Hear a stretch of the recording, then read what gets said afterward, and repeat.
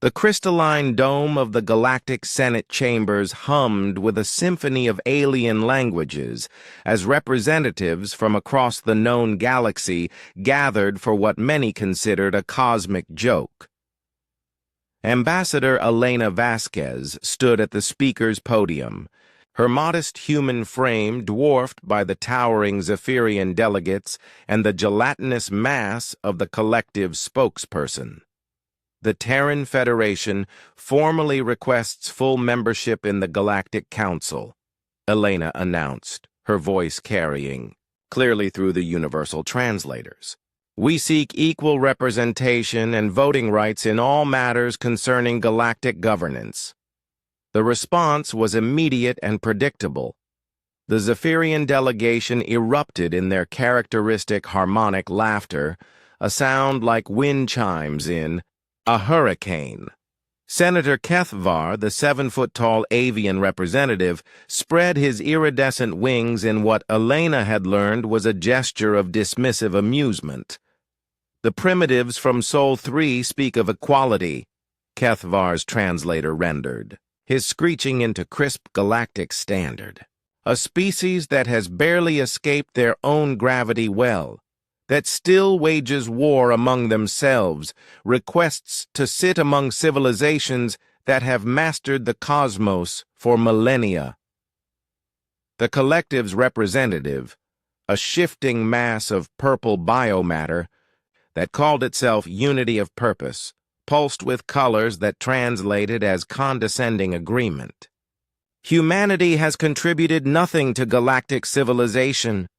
No revolutionary technology, no philosophical insights, no artistic achievements that surpass what we mastered when your species was still discovering fire?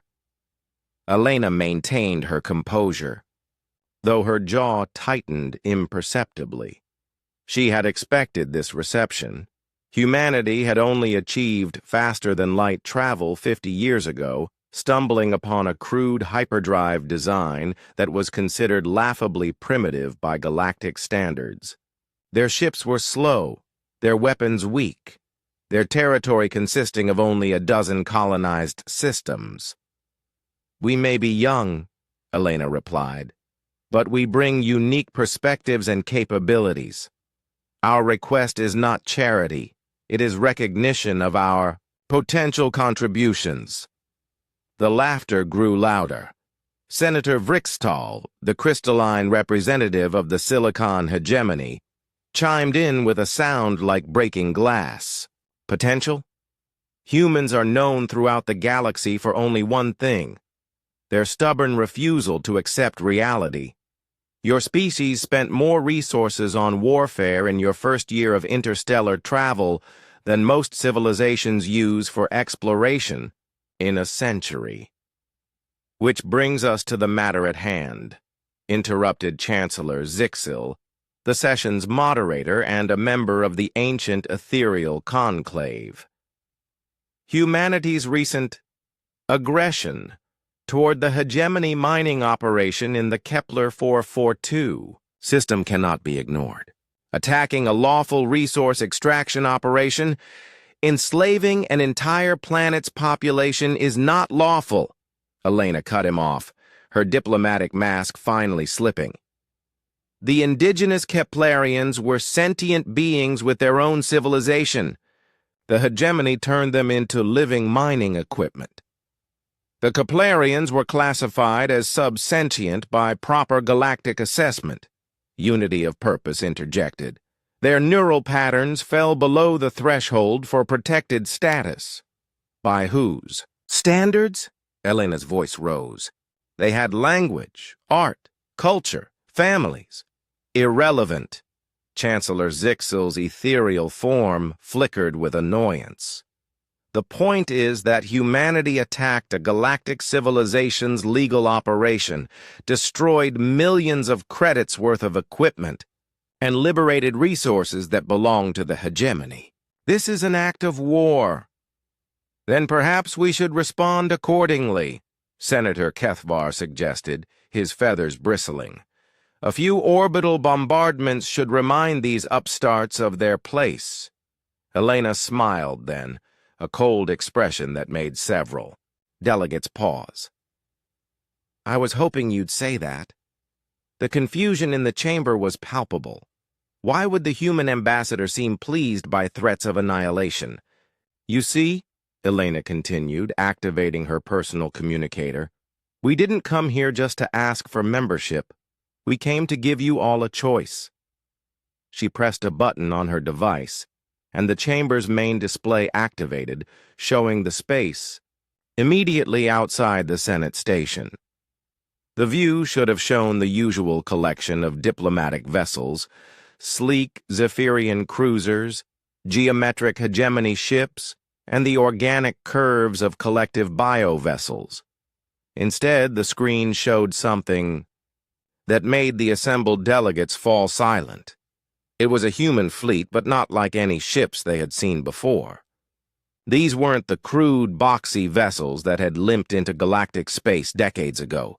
These were sleek predators of dark metal and energy, their hulls seeming to bend light around them. At the fleet's center sat a vessel that dwarfed even the largest known dreadnoughts, a ship that seemed to stretch beyond the edges of the screen. Allow me to introduce the TSS Defiance, Elena said conversationally, flagship of the Terran Liberation Fleet. Behind her are 37 ships of similar design, each one crewed by volunteers who believe that freedom is worth fighting for. Unity of Purpose's biomass rippled with alarm. Impossible. Our sensors detected only your diplomatic shuttle. Your sensors detected what we wanted them to detect, Elena replied.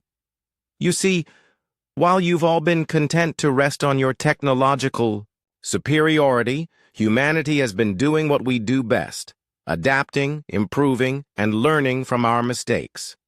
Senator Vrixtel's crystalline form was flickering rapidly, a sign of extreme agitation. These ships, the energy signatures are impossible. No civilization has achieved power generation on this scale. Elena nodded. We learned something interesting when we liberated the Keplerians. Their mining songs weren't just cultural artifacts, they were mathematical equations describing zero-point energy manipulation. Turns out, when you treat supposedly sub-sentient species as equals instead of slaves, they're remarkably willing to share their knowledge. The silence in the chamber was deafening. The choice is simple, Elena continued.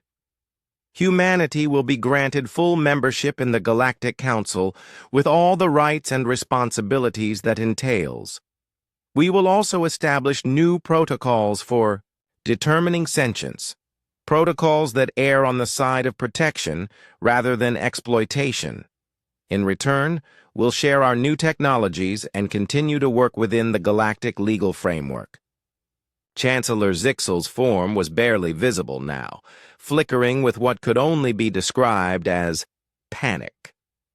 And if we refuse, Elena's smile widened, then we'll establish our own framework. The Terran Federation and our allies, yes, the Keplerians, have requested to join us, along with several other species who've grown tired of being classified as sub-sentient. Will create a new galactic order, one based on actual equality rather than technological supremacy.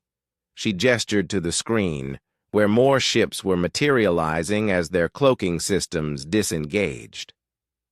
The Defiance's main cannon has enough firepower to crack a moon. We've tested it on several uninhabited worlds to make sure. Our fleet can be at any major galactic hub within hours, and our cloaking technology means you'll never see us coming. The chamber erupted in panicked communications as delegates frantically contacted their home governments. Elena waited patiently, watching as the supposed masters of the galaxy came to terms with a new reality. Finally, Chancellor Zixel spoke, his voice barely audible. The Galactic Council will consider your request for membership. You have 1 hour, Elena replied pleasantly. After that, we have other appointments to keep. The Rigel Consortium has several mining operations that need inspection. As the delegates hurried to their private communications chambers, Elena looked out at the human fleet floating silently in space. She thought of the Keplerians working freely in their crystal caverns, teaching human engineers the songs of their people.